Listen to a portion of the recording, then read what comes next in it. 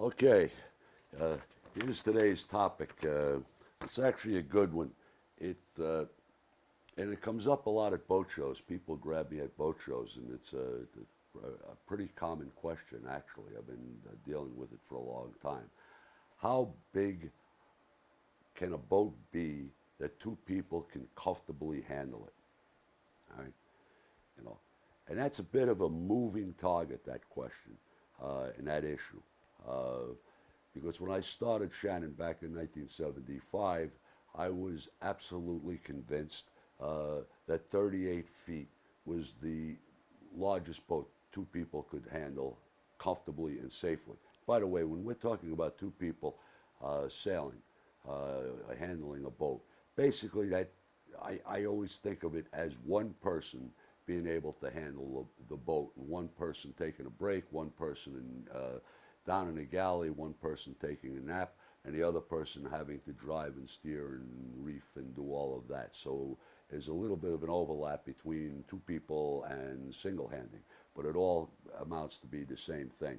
Uh, so I believed with all my heart that 38 feet was the size. And at the time it was, because we did not have roller furling sails, we did not have self-tailing winches, we did not have single line reefing, we didn't have, navigating was a whole different deal when we were doing celestial and radio directional finders. So there were a lot of issues to determine the size.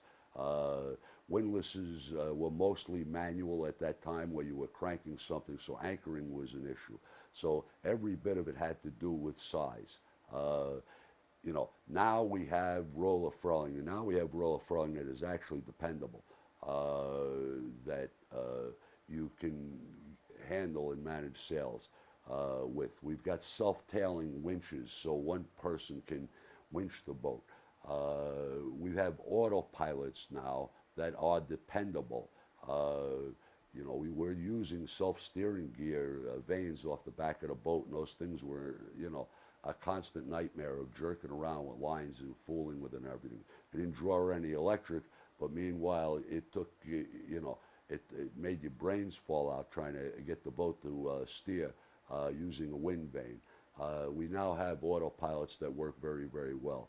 So the size issue has changed because of technology and equipment, and everything has changed.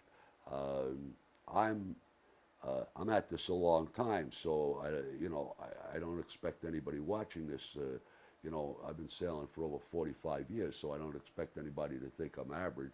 So I don't have any difficulty pushing a 53-foot boat around with just me and my wife. And I'm not some 17 or 18-year-old rock star sailor Olympic jumping around. Um, and I'm heavily reliant on all of that stuff working. Um, the size issue uh, is as much psychological as it is physical. Um, I think two people can handle a 53-foot boat. Uh, I think if you get much bigger, it isn't a question of sailing the boat or getting somewhere with the boat. You start getting into some docking issues and things that start to limit the size. And since we're running a camera here, I have to answer the question. Certainly, I think right now, with all the equipment and everything we have, that number is probably in the high 50s, probably tops out at about 60 feet. You know, the flip side of this, which I also get, is, well, I'm just getting started, and what size boat should my wife and I and my family, what should we get to get started with?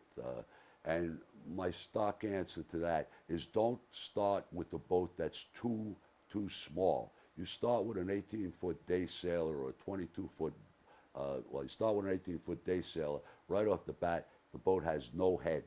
So now you're limited by your distance is quantified by the amount of liquids that your family or your spouse, whoever, consumes right before you leave, because you can't go very, very far on a day sailor. So you need a boat with a head. But small boats, you know, and I'm talking, when I say small, I'm talking about under 25-foot boats, are a little harder to handle than a 35-foot boat. I know what that sounds like. I know what that sounds like, but it's true, all right? Because a 25-foot boat, you're jerking around with an outboard engine, which makes docking a real adventure sometimes because you got to reach off the back and hold the tiller, and you're holding the tiller between your legs, and you're trying to start the outboard and hope like hell it starts. You know, people move around in boats, and especially if you've got kids, because they get bored and they start moving around, and the boat gets a little tippy, and you get hit with a puff of wind, and everything tips over. So there's a, never mind, you know, maybe too big as 60 feet, but you start getting too small, and you're right at the opposite end of the equation. And unfortunately, a lot of people, because obviously you think, my God, I don't want to start with a big boat. I don't know how to sail. I've done very little sailing, whatever it is. I don't want to get a boat too big. I won't, you know, if you get a boat too small, it can become a very, very discouraging experience. Everybody gets upset, and the cockpit's too crowded, and you're bouncing around, and all the things that I just mentioned. So you got two issues at this thing. So too small is no good. All right. Too big can be very, very hard. Just with docking, by the way, and maneuvering in and around marinas. The marinas are very, very tight, and they're even worse in Europe if you get over there. Because it's all stern to Mediterranean waters, and I'll talk about that at another time. So I would say that, you know, for the average people who get involved in this thing, you know, 35 to 40 feet. And I know some people watching this are going to say, wow, that's awful big. And I understand that, but it's really not. You'll be amazed at how fast that boat will become very, very comfortable to you. And most of all, it becomes comfortable to the folks that you're sailing with, whether you're just sailing with your girlfriend, you're sailing with your wife, or you're sailing with a couple of kids or whatever. If they're not comfortable and they're not happy, they're not enjoying the experience. And thus, you know, if you don't keep everybody around you comfortable and not nervous and jumpy and spooky and things slamming and banging, then you're going to be single-handing, because you're going to be sailing all by yourself, because nobody's going to want to sail with you. And it happens a lot, and I think one of the reasons why golf is boomed in my working lifetime is that the boats have become too difficult for folks to sail, and their families are not happy, and thus they don't want to do this anymore. So it's important that you be able to include everybody and make them comfortable. So my fast answer to a very, very difficult question is less than 60 feet and bigger than 25 feet.